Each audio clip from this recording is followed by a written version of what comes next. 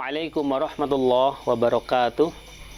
Innal hamdalillah nahmaduhu wa nasta'inuhu wa nastaghfiruh wa na'udzu billahi min sururi anfusina wa min sayyiati a'malina. May yahdihillahu fala mudhillalah wa may yudlilhu fala hadiyalah. Asyhadu alla ilaha illallah wahdahu la syarikalah wa asyhadu anna Muhammadan 'abduhu wa rasuluhu la nabiyya ba'dah. Allahumma shalli ala Muhammad wa ala ali Muhammad, amma ba'd. Kaum muslimin muslimat rahimakumullah, marilah kita bersyukur kepada Allah Subhanahu wa taala atas segala nikmat yang sudah diberikan kepada kita semua. Tidak lupa salam dan sholawat semoga senantiasa tercurahkan kepada uswah kita Rasulullah Muhammad sallallahu alaihi wasallam, kepada para sahabat, kepada keluarganya, dan kepada orang-orang yang senantiasa istiqomah dalam mengikuti sunnah-sunnahnya.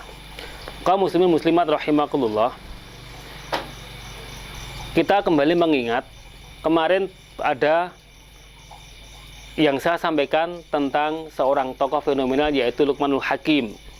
Dan kemarin sudah saya sampaikan ada dua hal. Yang pertama tentang siapa itu Luqman, dan yang kedua adalah satu nasihat yang diberikan oleh Luqman kepada anaknya yaitu tentang akidah. Sekarang marilah kita lanjutkan untuk melihat firman Allah yang disampaikan dalam ayat selanjutnya. Kemarin kita sudah sampai ayat 12 dan 13, maka untuk pertemuan yang kali ini kita lanjutkan ayat yang ke-14 yang masih seputar nasihat yang diberikan Luqman kepada anaknya. Pada ayat 14, Allah Subhanahu wa taala berfirman, A'udzubillahi minasyaitonirrajim. Wa wassaynal insana biwalidayhi hamalathu ummuhu wahnan ala wahnin wa fisaluhu fi amaini aniskurli waliwalidayka ilayal masir. Dan kami perintahkan kepada manusia untuk berbuat baik kepada kedua orang ibu bapaknya. Ibunya telah mengandungnya dalam keadaan lemah yang bertambah-tambah dan menyapihnya dalam 2 tahun. Bersyukurlah kepadaku dan kepada dua orang ibu bapakmu, hanya kepadakulah kembalimu. Kaum muslimin muslimat rahimakumullah, ini adalah dua perkara yang sebenarnya tidak bisa kita pisahkan. Karena dua perkara ini oleh Allah Subhanahu wa taala di beberapa ayat juga disebutkan dan tidak dipisahkan antara satu dengan yang lain, yaitu beriman kepada Allah dan berbakti kepada kedua orang tuanya. Beriman kepada Allah dan berbuat baik kepada kedua ibu bapaknya. Di mana dalam ayat ini perintah bahwa seorang anak harus berbakti kepada kedua orang tuanya dihubungkan dengan beberapa perkara yang menyebabkan kesusahan terutama bagi ibunya. Yang pertama adalah seorang ibu sudah mengandung anaknya dalam keadaan lemah yang bertambah-tambah. Artinya apa? Kesusahan atau penderitaan yang dialami oleh seorang ibu ketika mengandung anaknya tentu tidak bisa kita bayangkan dengan kondisi yang lain. Tidak bisa kita bandingkan dengan kondisi yang lain. Kepayahan yang sangat luar biasa dialami oleh seorang ibu yang sedang mengandung. Baik itu ketika beliau mulai mengandung di masa-masa awal, masa pertengahan sampai masa akhir, tentunya dia akan mengalami sebuah kesusahan yang luar biasa. Tidak berhenti di situ, kemudian sampai seorang ibu menyusui anaknya yang dalam Al-Quran disampaikan selama 2 tahun. 2 tahun itu merupakan batas maksimal seorang ibu menyusui anaknya. Dan dalam ayat lain dikatakan bahwa dari batas usia itu adalah minimal anak menyusu kepada ibunya sampai usia 6 bulan. Sehingga bisa kita ambil sebuah kesimpulan bahwa seorang ibu itu menyusui anaknya antara 6 bulan sampai 2 tahun. Minimal 6 bulan dan maksimal 2 tahun. Dan semua itu dilakukan dengan penuh keikhlasan. Padahal diketahui betapa susahnya, betapa payahnya seorang ibu ketika sedang dalam keadaan dua perkara tersebut, hamil dan juga menyusui. Belum ketika seorang ibu melahirkan anaknya tentunya dengan mempertaruhkan nyawa. Kaum muslimin muslimat rahimakumullah. Kemudian di situ juga ada firman Allah bahwa kita diminta untuk bersyukur kepada Allah dan kepada dua orang ibu bapakmu. Bersyukur kepada Allah tentunya atas segala nikmat yang sudah kita terima, yang tidak bisa dihitung Bahkan dikatakan dalam firman-Nya, apabila seseorang berkehendak untuk menghitung nikmat Allah, maka niscaya dia tidak akan mampu untuk menghitungnya. Selain bersyukur kepada Allah, seseorang juga harus bersyukur berterima kasih kepada ibu bapaknya. Dan ditutup dengan ayat, kepadakulah kamu akan kembali. Artinya apa? Semua yang dilakukan nanti akan mendapat balasan dari Allah Subhanahu wa Ta'ala. Itu nasihat yang kedua dari Luqmanul Hakim, berbakti kepada kedua orang ibu bapak. Kemudian yang berikutnya, pada ayat 15, wa in jahadaka ala ay yusrika bi ma laysa laka bihi ilmun fala tuti'huma wa saqibahuma fid dunya ma'rufan wa tabi sabila man anaba ilayya summa ilayya marji'ukum fa unabbi'ukum bima kuntum ta'malun. Dan jika keduanya memaksamu untuk mempersekutukan dengan aku sesuatu yang tidak ada pengetahuanmu tentang itu, maka janganlah kamu mengikuti keduanya. Dan pergaulilah keduanya di dunia dengan baik, dan ikutilah jalan yang kembali kepadaku. Kemudian hanya kepadakulah kembalimu, maka aku beritahukan kepadamu apa yang telah kamu kerjakan. Kaum muslimin muslimat rahimakumullah, ayat ini disampaikan dalam tafsir Ibnu Katsir berkenaan dengan seseorang yaitu Sa'ad bin Malik. Sa'ad bin Malik itu adalah orang yang masuk ke dalam agama Islam. Oleh ibunya dia diberi peringatan, kenapa kamu masuk ke dalam agama Islam dan meninggalkan agama leluhurmu?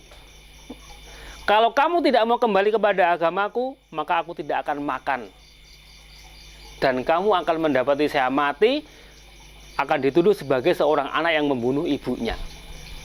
Kemudian dengan perkataan itu, Malik tidak kembali kepada keyakinan leluhurnya, dan ibu itu benar dalam sehari tidak mau makan, maka bertambah lemah badannya. Dia kembali kepada Malik, mengatakan bahwa Malik harus kembali kepada agama nenek moyangnya. Apa kata Malik? Kalau ibu tidak makan, ketahuilah saya tidak akan kembali kepada agama nenek moyangku. Hari kedua ibunya tidak makan lagi. Malik tetap tidak mau kembali kepada agama nenek moyang. Hari ketiga Malik tidak makan lagi. Dan ibunya tidak makan lagi dan Malik tetap tidak mau kembali kepada agama nenek moyangnya. Kemudian apa kata Malik? Ketahuilah ibu, seandainya ibu itu jiwanya beratus-ratus, maka saya tidak akan pernah kembali kepada agama nenek moyangku.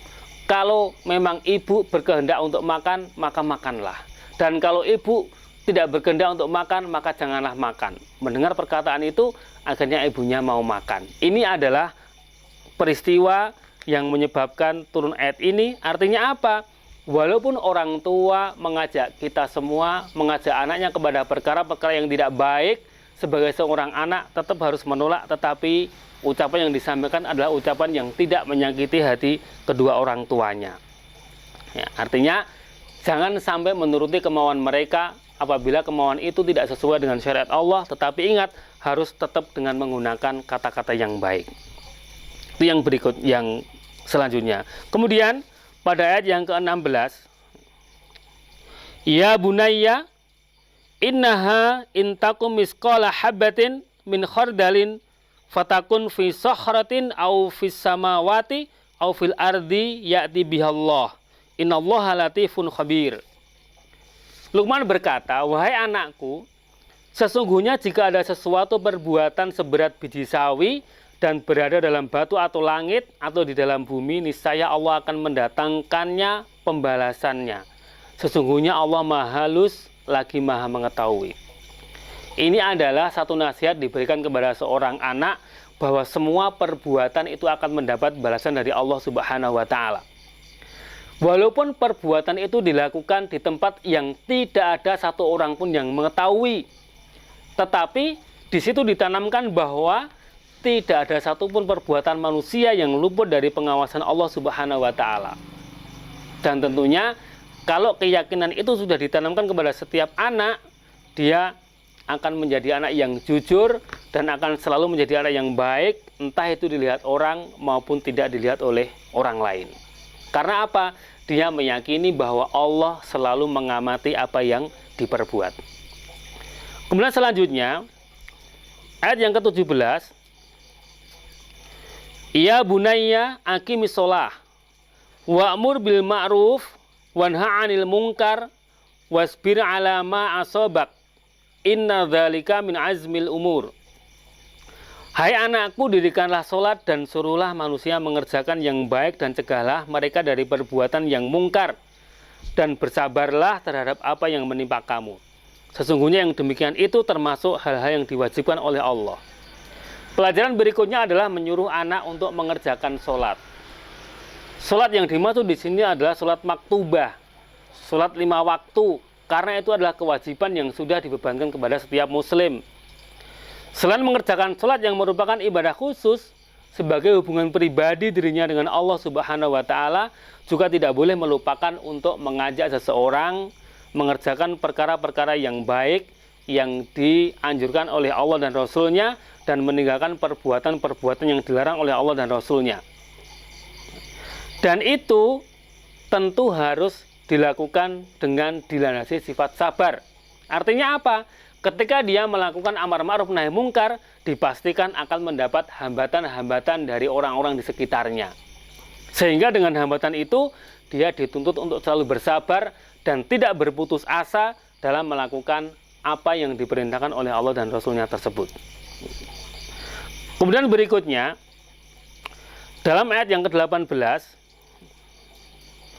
wala tusa'ir khaddaka linnasi wala tamshi fil ardi maraha innallaha la yuhibbu kulla mukhtalin fakhur.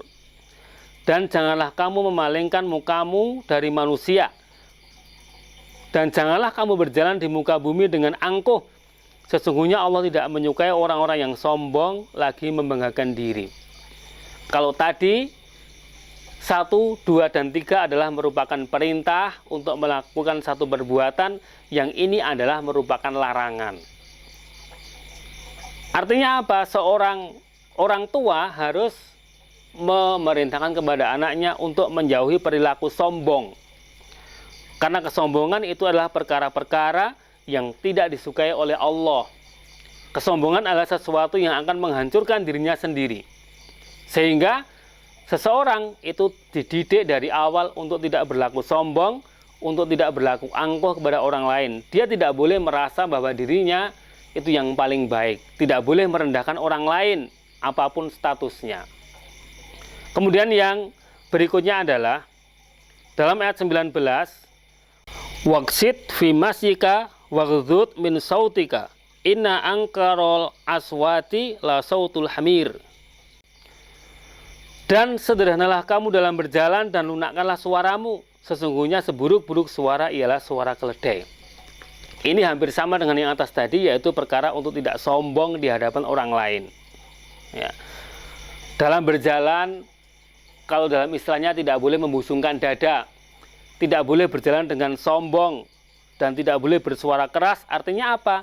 Kita harus bersuara dengan suara yang lembut dan tidak menyakiti orang lain. Kaum muslimin muslimat rahimakumullah, saya kira itu beberapa hal yang saya sampaikan terkait dengan teladan yang diberikan oleh seorang tokoh yang sangat luar biasa, Luqmanul Hakim, dalam menasihati anaknya. Dan kita berharap sebagai orang tua bisa memberikan didikan yang terbaik kepada anak, sehingga anaknya betul-betul akan menjadi anak yang beruntung, baik itu dalam kehidupan dunia maupun nanti kehidupan di alam akhirat. Kurang lebihnya mohon maaf, mudah-mudahan bermanfaat. Assalamualaikum warahmatullahi wabarakatuh.